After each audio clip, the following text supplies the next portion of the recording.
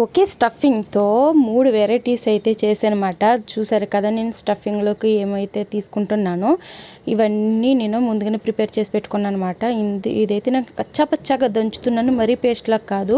ఒకవేళ మీరు ఇలా దంచుకోలేకపోతే పల్స్ చేయండి, ఎందుకంటే కచ్చా పచ్చగా ఉంటేనే తినేటప్పుడు చాలా టేస్టీగా ఉంటుంది, బాగుంటుంది. ఇది స్టఫింగ్కి ప్రిపేర్ చేస్తున్నాను అనమాట. నిజంగా ఆసమ్ టేస్ట్, మా ఇంట్లో వాళ్ళందరికీ ఫ్యాన్ అయిపోయింది ఈ కర్రీ అయితేనే.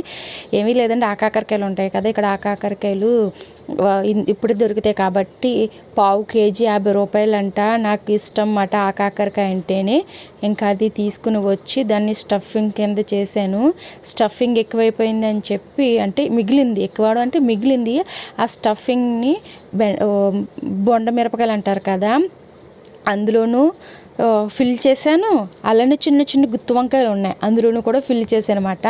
ఈ మసాలా కచ్చాబచ్చాగా దంచుకున్నది మరీ ఫ్రై చేయకూడదు, ఎందుకంటే మరీ ఫ్రై చేయకూడదు కచ్చాబచ్చాగా, ఎందుకంటే తినేటప్పుడు మన పంటి కింద మళ్ళీ స్పైసీగా టేస్టీగా కమ్మగా అయితే వస్తుంది అన్నమాట. అందుకనే ముందు నేనైతే మిరపకాయలు వేరే కడాయిలో ఫ్రై చేసాను, ఎందుకంటే ఇది తొందరగా కుక్ అయిపోతాయి కాబట్టి మళ్ళీ ఇట్లా తీయాలి చేయాలని చెప్పి చిన్న కడాయిలో అయితే అది వేసాను. ఇందులో అయితే వేరే కడాయిలో అయితే ఇవి ఫ్రై చేశాను. నిజంగా టేస్ట్ అయితే సూపరు. దీనికి కాంబినేషన్గా రోటీ కూడా చేశాను అనమాట. రోటీలోకి చాలా టేస్టీగా ఉంది, అలానే రైస్లో కూడా బాగుంది. నిజంగా చెప్తున్నాను, ఒకసారి ఈ విధంగా మీరు ట్రై చేయండి.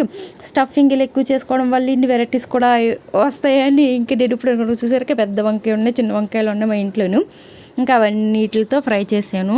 తర్వాత పక్కన ఫ్రై అవుతూనే ఉంటాను, పక్కన రోటీ అయితే చేస్తున్నాను. ఆల్రెడీ దాల్ రైస్ అయితే వండేసాను, అంటూ పక్కన పెట్టేసాను అనమాట.